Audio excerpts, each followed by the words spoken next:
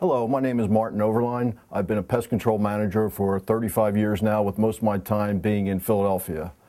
I am here today to talk to you about commensal rodents. That is the house mouse and the Norway rat. In our buildings, they infest them and they live with us. How do they enter structures? They enter through a variety of ways, with the house mouse entering through small holes the size of a dime and rats entering through larger holes the size of a quarter. Okay, so some of the signs of the commensal rodents, the house mouse in particular, would be sightings, of course. If you see a mouse, it would indicate you have mouse activity in your structure. The same way with rats. Other signs would be fecal material. One mouse can leave 50 to 75 droppings in a 24-hour period. So that helps you figure out the amount of activity you have going on in that structure. Rats are a little less. They'll only leave anywhere from 25 to 30 droppings in a 24-hour period. So that's how you determine the level of activity inside your structure. Also, of course, you have rub marks, which a rodent will leave as they enter and exit holes which they're harboring in. Next, I'd like to talk to you about how we catch rodents with traps, various types of traps we use to capture these rodents and eliminate activity. The first one would be the original snap trap. These come in a variety of forms, such as these two type here. Now with mice, you want to set a lot of snap traps in your areas because mice are nibblers and they're going to nibble at various areas throughout a structure during the nighttime or inactive periods. So you want to set a lot of snap traps for mouse control. With rats, you don't need to set as many traps, but you might need to leave the traps unset for a period of time so the rat gains acceptance to feeding off it before you want to set these traps. These traps are very dangerous and they can break bones. So you want to really have a pest management professional be setting these for you in your area. Mouse traps can basically be set by a homeowner. These smaller ones are very safe. You only need to pull them back to set them like that. They're a lot more safer to use than the larger rat traps. You also have multiple catch traps. These are non-setting traps. The door just closes, the mouse goes in there, and it gets captured inside of these. You can catch up to 12 of these in one box. The other types of traps you have, which you can buy from residential areas, is the no-see-em traps, where the mouse goes in there and you'll only see the small tail coming out of the back end of it. The last type of trap, which a lot of people use, are the glue traps. Glue traps are very effective as long as you know where the rodent is running. If you do not put this in an area where the rodent is running, you will not catch the rodent. It needs to go in that pathway. Okay, with dealing with traps, the placement is of utmost importance. So while you're using any type of trap, whether it's a snap trap or a glue trap, you need to place these along the walls or perpendicular to the baseboards. So the rodent will run along that way and you gain greater chance of catching it. Proper technique for setting a snap trap. Always hold the trap from the back with your thumb. Pull back the trigger using your thumb to hold the trigger.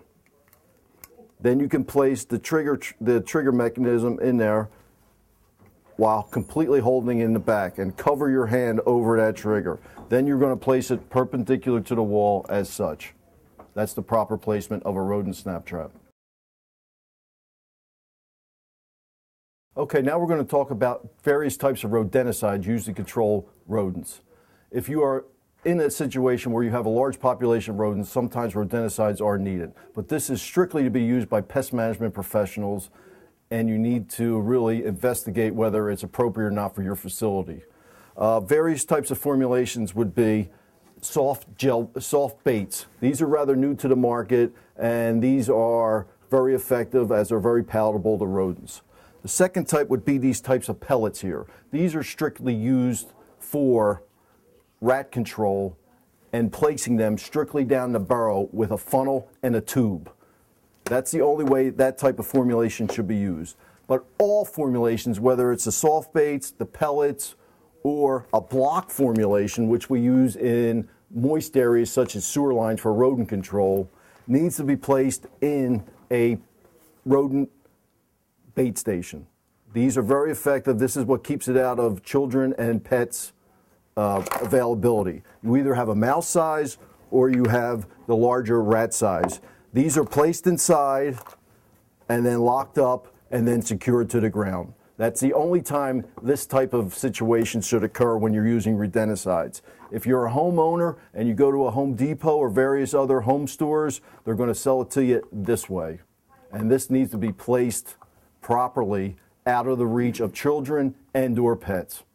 This would be an example of a large rat bait station. You can see you have your rods in here to secure bait, such as this way here. The use of these soft baits makes excellent choice because it fits exactly on that rod. So if the bait box happens to be accessed by a child or an animal, it's not going to come off. They're larger stations as compared to the smaller mouse bait stations.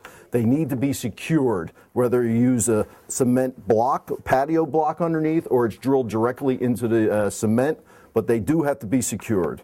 And they do have to be also maintained and inspected on a regular basis to make sure these baits stay fresh and palatable to the rodents.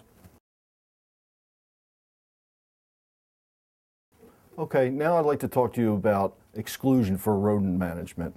The biggest tool I probably use is this product here, which is a copper mesh called Stuff It. It's very easily manageably rippable, so I can form to my mouse hole and ball this up and place it into a hole.